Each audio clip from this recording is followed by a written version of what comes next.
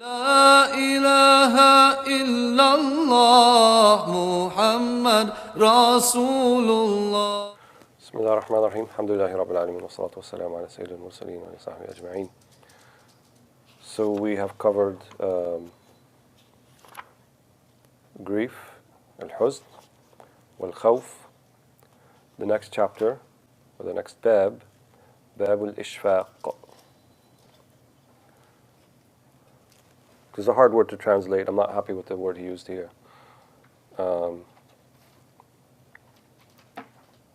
Shafaqa generally means to have compassion, or maybe even feel a bit of sense of pity for someone or something. And Imam al-Harawi is using it here kind of in a very distinctive way because he defines it. But as we said, he begins with the ayah, قال الله عز وجل قالوا إنا كنا قبل في أهلنا مشفقين. Surah Al-Tur. So he defines it al-ishfaq دوام الحذر مقرونا بالترحم. دوام الحذر مقرونا بالترحم.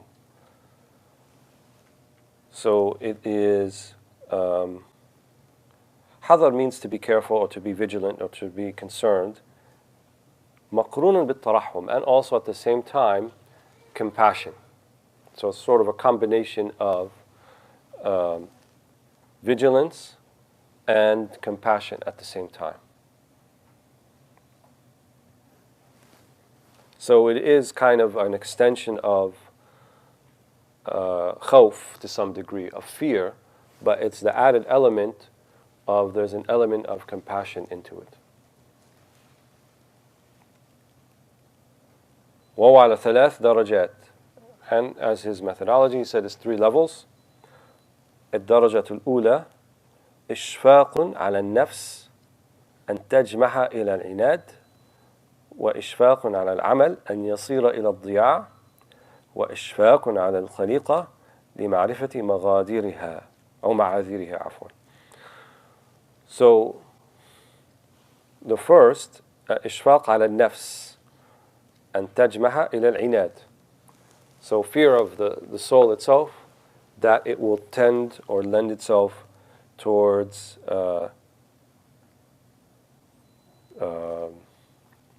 recalcitrance, to be obstinately kind of mired in denying that it has a problem, right? This is what we call al-ind, or al-inad.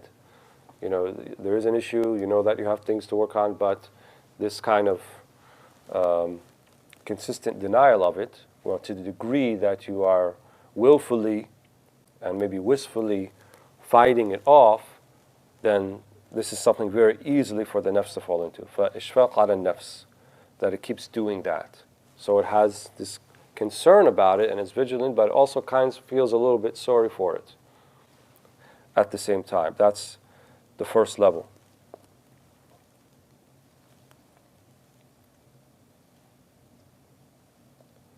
And he uses the word jimah or jumuh, tajmah, which is usually the word that's used to describe a stallion or a horse that hasn't been broken in.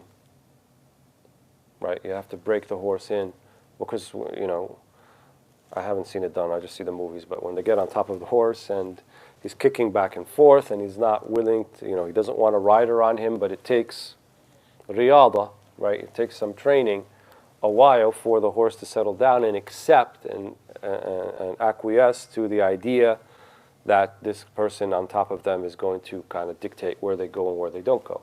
And our nufus are the same way, right? And nafs jumuh, fa'lan. It's something that it's going to fight you every step of the way. And here, at this level, when he's talking about nafs, I believe he's indicating that you are at the level or at the point where you can recognize it's your nafs. In the bidayat, there's no distinction between you and your nafs. You are your nafs. Here, it's saying, oh, subhanAllah, my nafs is really giving me a hard time, right? And you find some of the, the arifun, when they write their books, They say, I tested my nafs with kaza and kaza, and I told her to do this, and then she replied back to me in this way. And you're reading it, and they're talking like as if they're talking about a third person. But when you can get the ability, when you get to a place where you can recognize when the nafs is the one who is pushing you, over the proverbial cliff, then that means you're beginning to get a handle on it, right? When you're not able to, when you're still self-identifying with the nafs, right, and you keep saying, well, I want this, and I want this, and I want to do this, and there's no distinction or there's no acknowledgement, there's a nafs in there that's influencing you, then it's very hard to contend with because there's a self-identification with it. But once you get to the point and you say, nafsi kada wa kada, that's why he puts it in bab al-ishfaq, tarahum, because you realize it's my nafs, right? And so there's a little bit of pity on it because you're almost seeing it as, a distinct entity from who you are, even though it defines partially who you are. So ishfaq ala nafs, right? That it keeps going towards al-inad and going towards this recalcitrance, denial. Wa ala al-amal and yasir ila al-diya', and also that action may end up lost. How does one's action or one's deeds, the amal, it's not action, the deeds, how do your deeds become lost?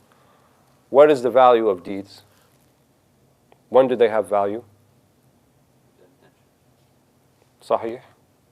But also, at the end, how do we know, how do we assign value to a deed? If it is accepted by Allah subhanahu wa ta'ala. Tamam? So, it's really worthless until we can feel that Allah is going to accept the deeds. And you were right in saying that what is the key to the acceptance? An intention. Sincerity is the key to having that. So there is going to be this level of khawf, ishfaq, as we said, shwayt tarahum, when you feel like, well, are my deeds going to be accepted or not? Maybe huwa, hayya ila diya'. Maybe it's going to be something that's not going to be accepted, and in turn, we would consider it lost at that point.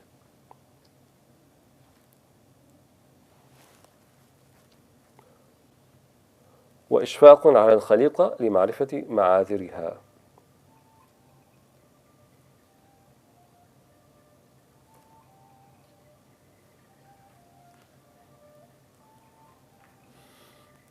So here he translated as that third aspect, and concern for al-khaliqa, for everybody else, in other words, by recognizing their shortcomings.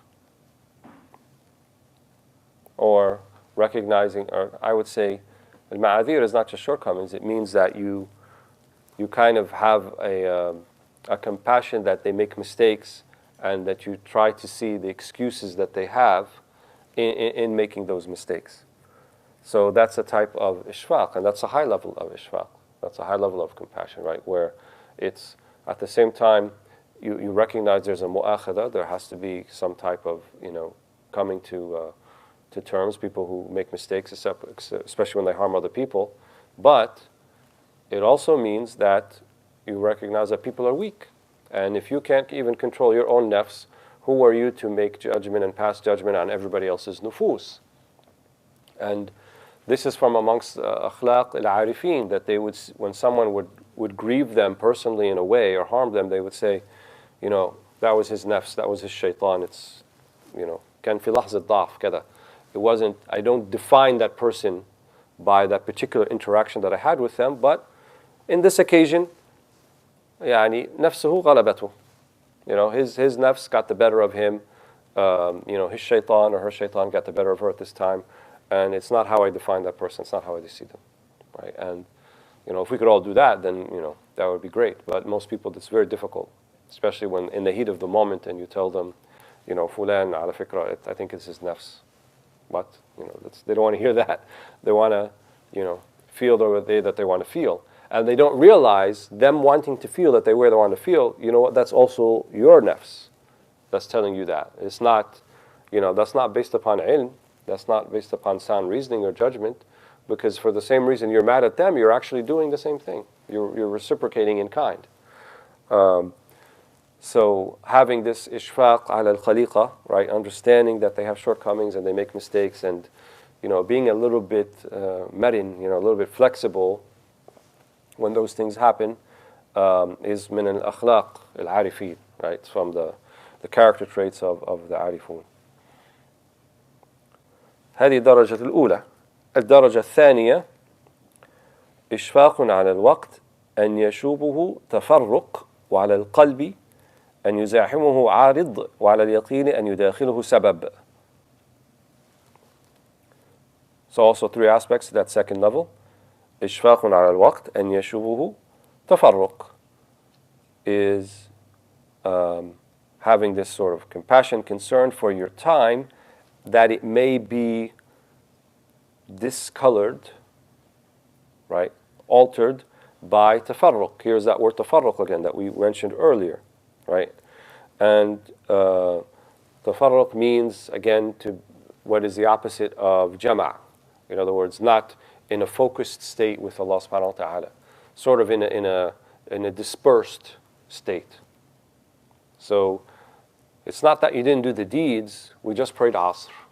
And we all said Allahu Akbar together, and we read the 4 rak'ahs, but what was our states when we did it? If I was the imam, do I remember what I read in the first rak'ah after the Fatiha, and what I read in the second rak'ah, or I don't even remember right now as I'm sitting here? Would that be an indication that maybe I wasn't kind of focused or in a state of jama'ah? And so that time that went by, even though I did fill it with some deeds, we're not talking about deeds at this level anymore. We're talking about the hal and the state where you were at when it was happening. So he's saying here, this second level, ishfaq ala al-waqt and yashubuhu tafarruq. Right? How can I let a time go by that I'm not focused and maintained with Allah subhanahu wa ta'ala, and I'm kind of just out to lunch, as it were, busy with, NHL hockey finals or whatever people busy. It's over now anyway. So are the NBA finals. So next thing is the World Cup, right? So, but that's different. Anyway. So this tafarruq then is this sense of loss or sense of lack of focus. وعلى القلب أن يزاحمه عارض. يعني subhanAllah, this man is muwaffaq in the words that he uses. على القلب أن يزاحمه عارض. Because the word يزاحم and qalb completely go together. So qalb is heart. يزاحم means that competition for the focus of the heart. So, because that's the way the heart works, actually. It is very difficult to be focused on two different things. That's why the Quran says that we don't have two hearts in our jawf. Right? It means it's a singular heart that is a focused heart. And so you're fooling yourself thinking that I can be, this whole thing about, multitasking. Maybe the hands and the limbs can multitask, but the heart can't multitask. The heart wants to be singularly focused. And what is the thing that you should be singularly focused upon? Allah subhanahu wa ta'ala. That's what should be singularly focused upon. So al-qalb an yuzahimuhu arid. What is the arid? Yani something came along the way, something unexpected. فَيُشْغِلَكَ, right? And it keeps you busy. And how many are the times, for example, we're having a good, nice last 10 days in Ramadan, and all of a sudden some news comes to us that just completely takes us away from the focus that we had, right? And now we're thinking about the cousin in that other country that's in trouble, or this person who needs an operation. And while we feel compassion for those things, but not that there should be a sense of focus from the heart as a result. It should actually all be part of increasing the focus of the heart. Because all of these hawadith, all of these things, so who are they coming from? They're coming from Allah subhanahu wa ta'ala. But we're short-sighted. We see the thing, and then it kind of, the detour takes us off the road, and then we have a hard time coming back to it, right? And sometimes this arid, he leaves the word very vague. Arid could mean anything. Arid means something got in the way, something just happened. It could be a sin, it could be a thought, it could be an event, it could be a person, it could be a memory. Any of those things can be arid. And so يزاحم القلب. It keeps you busy, right? And then you lose focus after you are in a state of jama' and hudur and kada and so forth. وعلى اليقين أن يداخله سبب.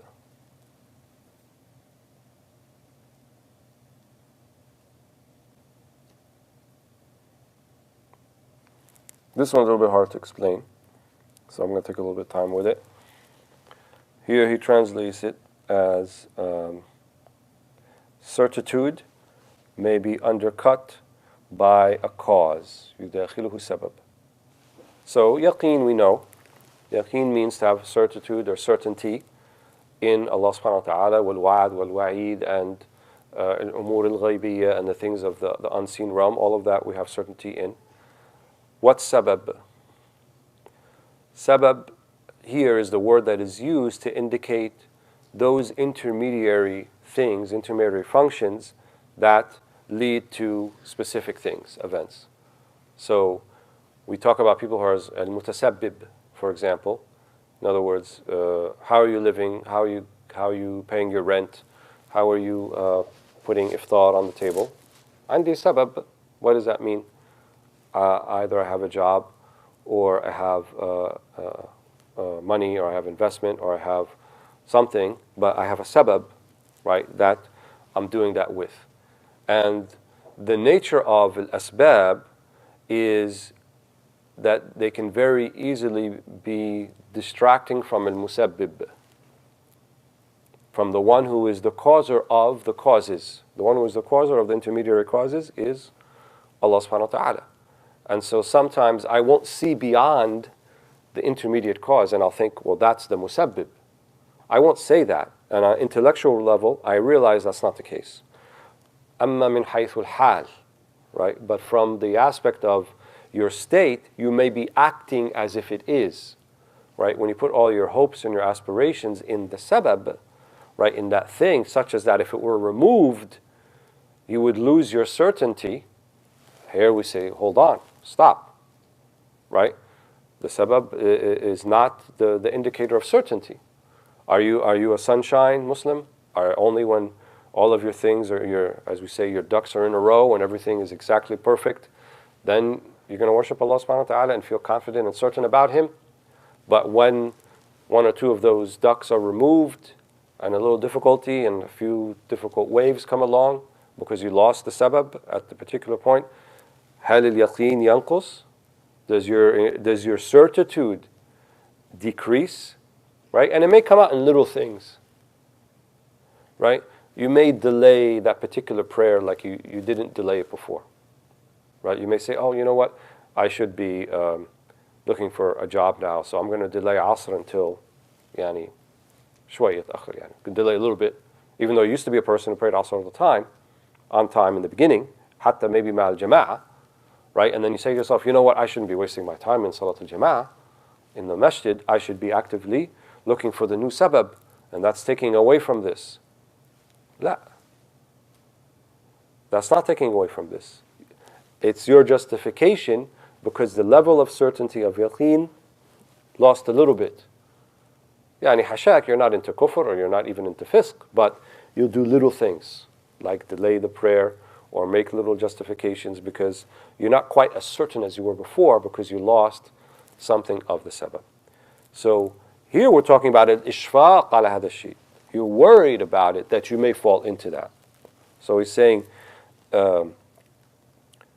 وإشفاق على اليقين أن يداخله سبب. يعني you have the yaqeen, you have the certainty, but you are wary and you are vigilant and you are aware of your nafs now. There's a self-awareness of the nafs, as we said at this level, that some of this thing may happen and it may lead you to a place where, يداخله سبب. Now the yaqeen is هيدور مع السبب. That the yaqeen may join hands with the intermediary cause, and where it goes, the certainty goes. So when the sabab decides to take a break, for whatever reason, then your certainty also decides to take a break. And that shouldn't be our relationship with Allah subhanahu wa ta'ala.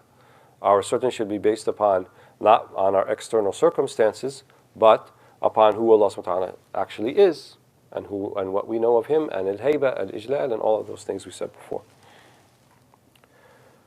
وَالدَّرَجَةُ الثَّالِثَةُ. So that was the second level, those three things describing it. The third level, إشفاق يصون سعيه من العجب ويكف صاحبه عن مخاصمة الخلق ويحمل المريد على حفظ الحد. So the first part of that, إشفاق يصون سعيه من العجب. So the pursuit, a type of ishfaq or compassion, caring, which will safeguard his sa'i min al-ujb. Here's another very good word, as-sa'i, which is hard to translate. وَلَيْسَ لِلْإِنسَانِ إِلَّا مَا سَعَى, right? So there's nothing for the human being except that which they make sa'i for. فَإِذَا قُضِيَتِ الصَّلَاةُ فَاسْعَوْا إِلَى ذِكْرِ اللَّهِ. Right? So the sa'i means to seek, right? And there's sort of a self-identification with it. أَنَا أَسْعَى. I am seeking, I am doing, right? And sa'i is often used when we talk about a sa'i, the sabab, for example, right? You know, traditionally, Friday prayer, our Fridays are not like the Sabbath in Judaism, or even the Mass day or the Holy Day in Christianity, and Sunday, in that it's not a holy day where it's too holy to work. The Quran clearly says that, Surah Al-Jumu'ah. فَإِذَا قُضِيَتِ الصَّلَاةُ فَاسْعَوْا إِلَى ذِكْرِ اللَّهِ وَابْتَغُوا مِنْ فَضْلِ اللَّهِ. Yani go work. Yani go see your needs. Not it's a holy day, we stay home and we don't have to. It's not the Sabbath, right? We don't have a Sabbath. So the sa'i, the seeking of things, right, is always there. And even when we have an ibadah, that's not considered a departure from it, but it complements it, right? And you move along. So he's saying, إشفاق يصون سعيه عن العجب من العجب. What's ujb? Being self-pleased. Being pleased with yourself. So the problem then is, if I am doing this sa'i and I am recognizing it and attributing it to myself, then this can lead to being pleased with myself. And ujb is a very difficult spiritual disease. And it is generally the pathway by which Satan enters into one's heart. Because that's what got him in trouble. He was very pleased with himself. Right? He said, أَنَا خَيْرٌ مِّن. I am better than him. Right? I'm created from fire, he's from dirt. I'm better. هذا اسمه عجب. He's happy with himself, he's pleased with himself. And so when we are actively seeking, and then we have a recognition of that, then there's a danger that we'll be fall into this idea of ujb, of being pleased with ourselves. So he's saying, إشفاق يصون سعيه, right? And ishfaq, a type of compassion and concern that will safeguard this pursuit that we have from being self-pleased.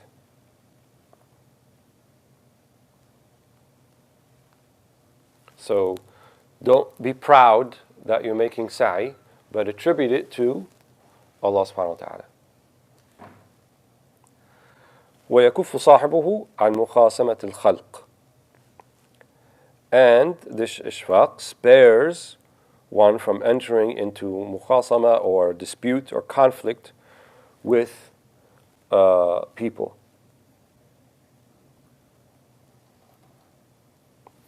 How so? We said earlier that we understand the excuses of the khalq. We understand the lack of ability of many people, because we see it in ourselves, for them to do the right thing and to do things that we think are honorable. So if we see that within ourselves, then why we have the expectation, right, and hold to a higher standard other people for them to do that when we can't even manage that on our own level? So this ishfaq then, yakuffu sahibuhu, prevents them from getting into this type of mukhasama. And one of the things that when people are progressing on their spiritual path is that you can learn to recognize when other people are in a state where their nafs has taken over. You can see it in them. And you know at that particular point, they can't really be talked to rationally. It's not that point. Right? If you're out in the street and you get into some type of altercation, road rage or something, you see it in that person. They're not going to listen to a single thing you say. All they want to do is vent and maybe even cause worse than that. So it's not the particular point in time where you escalate by also acting very nafsani. Right? It's a point in time where you have to act in a way that extinguishes that fire. There's a situation that I was made aware of where someone was driving and was turning into a parking spot. And you know how when you turn the parking spot to the left, you kind of turn this way, and there was a motorcycle or motor scooter that was coming along that and was trying to pass on the left. And as this person was turning in, the motor scooter hit the car, and the guy fell off the motorbike. And he was in a very agitated state, and he was really ready to, do this. But then the person in the car gets out of the car and says, "Oh my God, are you okay? Are you all right? I didn't see you. I hope you're fine. Let's see if you can fix your bike. Are you fine?" What is the other person going to do at that point? Right? Because they were expecting a particular reaction. Right? They're expecting, "Oh, how dare you? How could you? What, are you stupid? You didn't see that I was turning into the spot here? Were you blind or something? You deserve what you got." But no. But instead, recognize, have ishfaq, right? The guy just fell, maybe he's hurt, right? And he's not going to be in a position where he wants to hear how he made a mistake by not seeing your turn signal and trying to pass you on the left when he should have not been doing that, so forth. وهكذا. So that's a small example, but to avoid those situations of conflict, because you have an ishfaq, you have a compassion and a concern, and you see where they're coming from. And he doesn't use the word here, but I would say empathy kind of fits into that as well. I don't know what word in Arabic would use for empathy, but I think ishfaq has an element of it as well in here. So, because it means, if you can have ishfaq ala al-khalq, it means you have to empathize with them. You have to see where they're coming from, right? And it also means there's a level of self-awareness that you have those same problems within yourself, and why would they not exist in others? And then if they exist in others, if I'm so, easy with myself, then I should actually be easier with other people. And the general rule is that you apply upon yourself the more stringent criteria.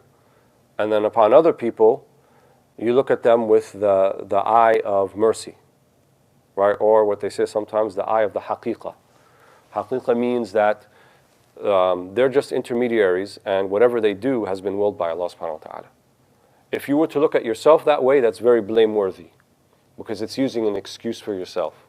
But when you use it to be compassionate with other people and say, this is the will of Allah, that's the way they are, these are people just, they're actually smoke screens, the real thing is what Allah's doing, so why would I be upset with them? But don't use that with yourself. Because with yourself, you're the one who controls your actions. You're the one who's mukallaf. They have their own relationship with Allah, which is not actually your business. Your business with them is you and them in the relationship you have with them. You're not here to kind of judge how they should be with Allah subhanahu wa ta'ala. That's what you do with yourself. But most people do the opposite. They're very easy on themselves and think of a million excuses, but then for everybody else, very, very, rigid and strict and unforgiving. Where it should be the opposite. And so, if you have this level of ishfaq, as he's saying, then هذا يكف صاحبه عن المخاصمة, right? عن مخاصمة الخلق.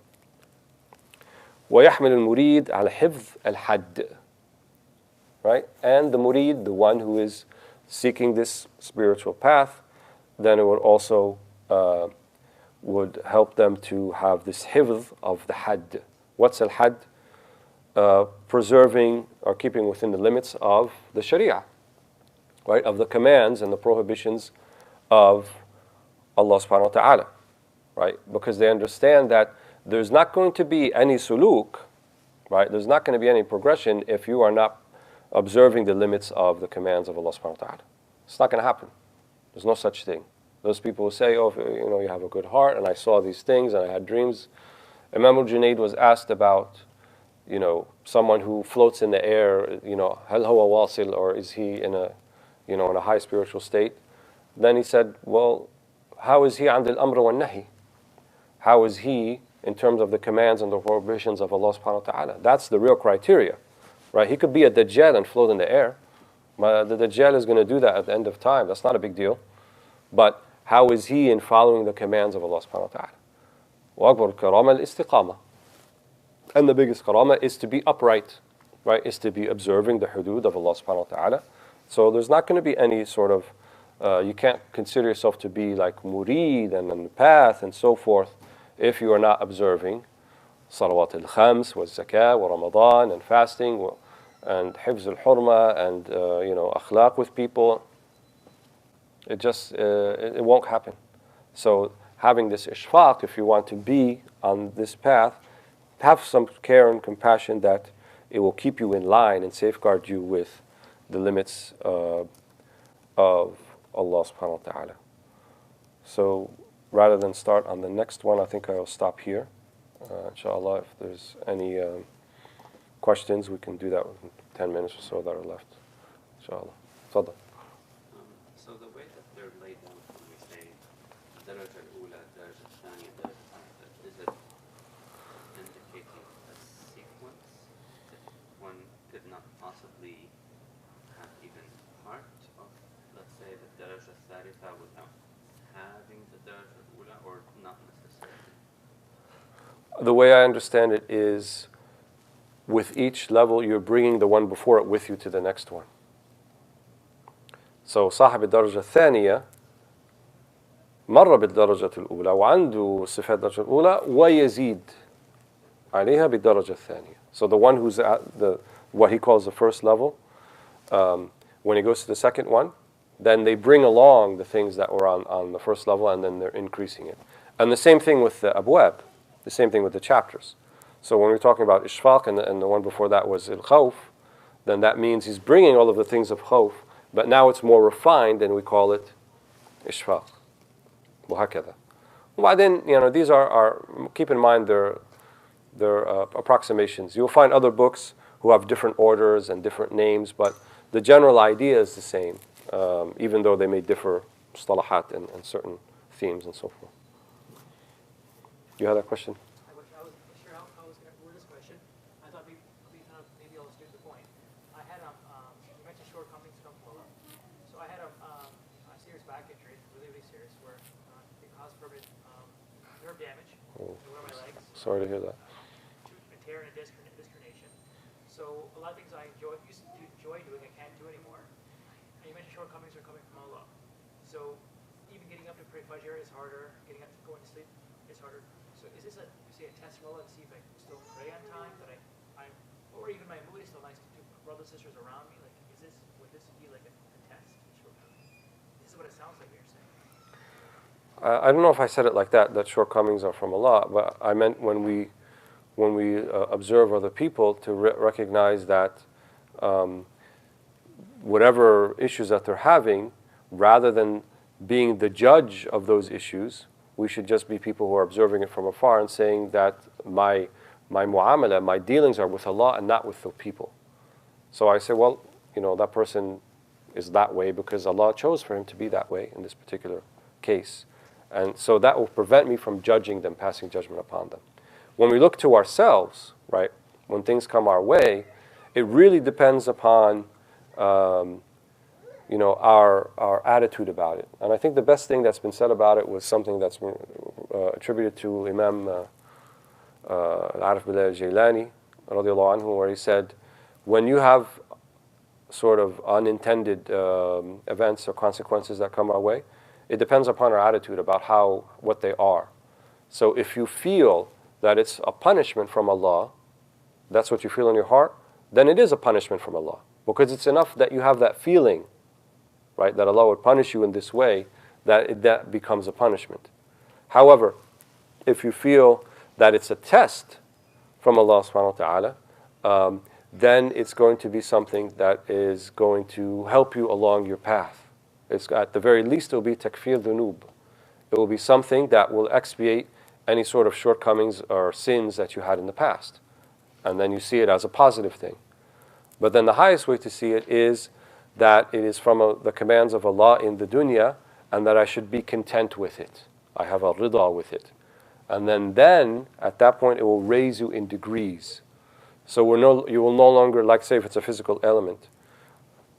And I don't know your particular situation, but let's just say in general, people tend to kind of evaluate themselves and self-identify with their level of physical prowess, especially if someone like was an athlete before, and they blow out a knee or they're no longer able to compete.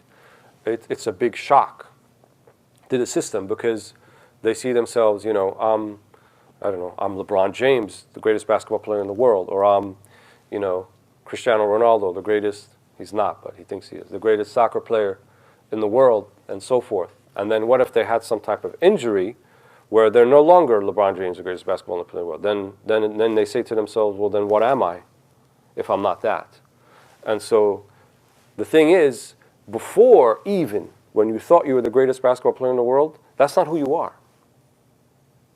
So sometimes Allah is going to send things our way to remind us, and sometimes those lessons will be harder than others, right? It reminds that's not who you are actually. Who you are is something completely different. At the end of the day, you are Abdullah. You are the servant of Allah subhanahu wa ta'ala. And whatever other things that you think you have, this is the basic, inherent, intrinsic thing of what you really are. And that door is always open to you. You're going to be Abdullah forever. And it's not dependent upon your basketball prowess or your physical prowess or your intellectual prowess or how much wealth you have or how much you don't have. You're still going to be Abdullah. And so Allah subhanahu wa ta'ala wants the good for us, and He wants us to be Ibad al-Rahman. He wants us to be Ibad Allah. He wants us to be acknowledging and recognizing that we are the servants of Allah. And He wants to bring us to paradise by the path of ease and facilitation, not the path of chains and imtihan and of trials and tests. So one of the ways to ensure to keep the blessings that we have is to constantly be grateful for them. And gratitude for blessings is not by saying, oh, alhamdulillah, I have good health, but it's using your health in the manner it's supposed to be used for. If you have physical abilities, then use your physical abilities in the manner that Allah has commanded you to use them. Use your eyes for the things you're supposed to use them for. Your ears, your tongue, right? Your tongue is not there to spread rumor, innuendo, and gossip and malign people and libel people and slander people. It's to spread truth. It's just to make islah between people. لا خير في نجوم إلا من أمر بصدقة أو إصلاح أو معروف بين الناس. 3 things, that's it. When you have like a private meeting with somebody, there's only 3 good things that should come out of it. Either you're commanding some good, or you're reconciling between people, right? What was the third one? Sadaqa, or inviting to a type of charity. But other than that, if something else comes out of it, if it's not ma'ruf, it's not something good, it's not reconciliation between people, then more likely than not, it's going to be something that's going to be detrimental to you. So, use your blessings in the manner they're used to be used. Not only will you preserve them, inshaAllah, but they will increase. Bismillah. And sometimes what we think to be at the time as really the worst thing that could have happened, you may reflect later on, years or months or maybe even days, weeks, how there was a silver lining to it and there was something in it that actually led you to a road you had not pursued, except if you had that particular incident happen to you. Wallahu a'lam. But at least we try to maintain that attitude, when these things happen, inshallah. Nobody from the sister's side? Very quiet. Didn't hear anything. Guess everything makes sense. Fadal. I'm not sure if this was mentioned before. I think I can make it late. But so we're talking about nafs, وجموح النفس, وعلينا السيطرة على النفس. تمام. So what's the opposing side of nafs? Is it the mind or is it القلب? تمام. I think you mentioned this before. No, I didn't actually specifically, but Imam al-Ghazali says that the four aspects of humanity or the human condition are four things. Al-aql, wal-nafs, wal-qalb, wal-ruh. And they each have particular functions within us. So the qalb is that which can interpret and see the haqa'iq, see the realities and feel things. Like the Quran says, أَلَهُمْ قُلُوبٌ يَفْقَهُونَ بِهَا. Al-aql is that which keeps you in check. Because al-aql comes from the word al-iqal, which is the thing that you tie your camel with. Right? aqilha wa tawakkal. So the thing that so it keeps you from making mistakes. What we call intellect in English. In nafs is the life force, but it's also the one that doesn't have any bounds. So it's the one that wants to eat and wants to sleep and it wants to just satisfy itself. That's why we refer to, all of those, the shahawat, the nafs al-shahwaniyah. When we say nafs, we're talking about that nafs. هذا موضوع تاني أو مصطلح تاني. When we say إذا أطلقت, if we just say nafs without something after it, we mean النفس الأمارة بالسوء. If we say النفس المطمئنة, then we're talking about النفس التي ارتقت إلى مستوى الروح. So now it's a ruh, because the ruh is the thing that is the dealing مع مخاطبة الإله. This is the thing that is taking the haqa'iq from Allah subhanahu wa ta'ala. Because Allah addressed us when we were arwah. Right? We were arwah before we were anything else. And the day that He said to the arwah, أَلَسْتُ بِرَبِّكُمْ قَالُوا بَلَى. Right? Am I not your Lord? We all said bala. What were we at that time? Arwah. So ruh is the pristine form of who we are. And so what we're trying to do actually is get the ruh to inform who we are, what we're doing, rather than in nafs. So when we talk about nafs, we mean a nafs al-amara bis-su', and so that's why tarkiz, the focus is on a nafs, because it's the obstacle. And we want to get open to the valley of the ruh. Inshallah. Yes? Question from online. Somebody is asking if, how would you compare between two people, somebody who has more knowledge or performs more acts of ibadat, if they fall short from, whatever they were doing, that would be a loss compared to somebody who, doesn't have much knowledge and doesn't perform much extra worship, but then they start to perform a little bit more. Are they, then at the same state, or what's their situation? Who is the first one again? Sorry, the first one is somebody who is already in a state where they have knowledge and they perform extra acts of worship, but then they begin to fall short of their usual practice, versus somebody who doesn't have much knowledge or perform extra acts of worship. Well, the ibrah is not just practice. It's sometimes people have varying levels of practice, but that doesn't necessarily mean that their internal state is less or not. It's not but what you see by the outward. Sayyidina Nafisa, what did she say about Imam al-Shafi'i? كان يحسن الوضوء or كان يسبق الوضوء. He used to do his wudu very well. So people will be like, what does that mean? Does that mean she's doesn't think that much of him? No, she's saying she thinks quite a bit of him, right? Because if you can do those things right, then that means all those other things will be right. من أشرقت بدايته أشرقت نهايته. Right? Whoever's beginning is enlightened, then their end will be enlightened. And sometimes they say that the person at their nihaya, their ibadah looks like the person at their bidayah. In other words, it doesn't seem to be so much extra and more than everybody else. The Prophet ﷺ clearly remarked about Abu Bakr as-Siddiq. He said that ما فضل أبو بكر عليكم بكثير صلاة ولا صيام. He is not preferred over you because he's doing so much more extra salawat, ritual prayers, or fasting than the rest of you. ولكن بشيء وقر في صدره. But by something that stirs in his heart. So everyone has to do the fard, obviously. And everyone should be striving to do the sunnah as much as they want. But that is not necessarily an indicator that this person is in a higher state or lower state. In fact, it's not for us to compare to do that. When we look at ourselves, right, it's better to have a state of hudur, a state of contemplation in less ibadah than have a lot of ibadah and you don't have that. Right? That's why the Prophet ﷺ, he said the man who wanted to finish the Quran like every day, and he told him don't finish it in less than 3 days. So he preferred the lesser ibadah here than the more. Why? Because he said in less than 3 days, la yuqal. In other words, you'll not be getting the benefit out of it that you should be getting out of it. Right? When Sayyidina Abdullah ibn Amr ibn al-As, and he went to the Prophet ﷺ, and he heard about, the Prophet ﷺ heard about him wanting to fast every day.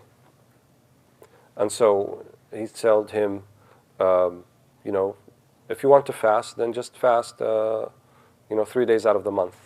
He says, I can do more than this. He said, fast Mondays and Thursdays too. I can do af'al afdal min dhalik. He said, better, come on, I can do better than this. He said, then fast every other day, the fast of Dawood, alayhi salam. He said, I can do better than this. He said, laysa afdal min dhalik. The Prophet ﷺ said back, there's nothing better than that. In other words, fasting every other day is superior to fasting every day. But you might say, well, that's increased ibadah. But ibadah is not numbers, right? Ibadah is effect. Because the one who fasts every day, then it will be like just a regular thing for them. Whereas the one who's fasting every other day, then they have to switch between fasting and not fasting. This will have more of a spiritual effect on the soul than the one who is fasting every day. وهكذا. So, I don't know if that answered the question. But anyway. Yes? You know how he talks about contentment and being content, whatever Allah has given us, but I just want to talk about the injustice that happens around us. Do we just accept it and walk away and say, hey, this comes from Allah subhanahu wa ta'ala, do we need to do something about it, or what are the ends of? What do you think?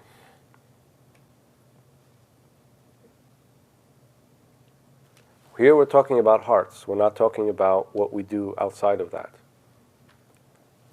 No one should be, if they have the ability to correct an injustice, most of the ulama consider it to be sinful if you don't do something about it. And obviously what I mean by having the ability means you're in a position to actually affect something, right? I don't mean that you can do something about it, but then your village will get carpet bombed as a result. That's not the ability to do something about it, right? We're talking about you're in a position where there will not be a worse consequence that comes about as a result of you taking some action. So yes, no, we don't stand by and watch injustice. And sometimes it means doing something about it. Sometimes it means raising awareness about it.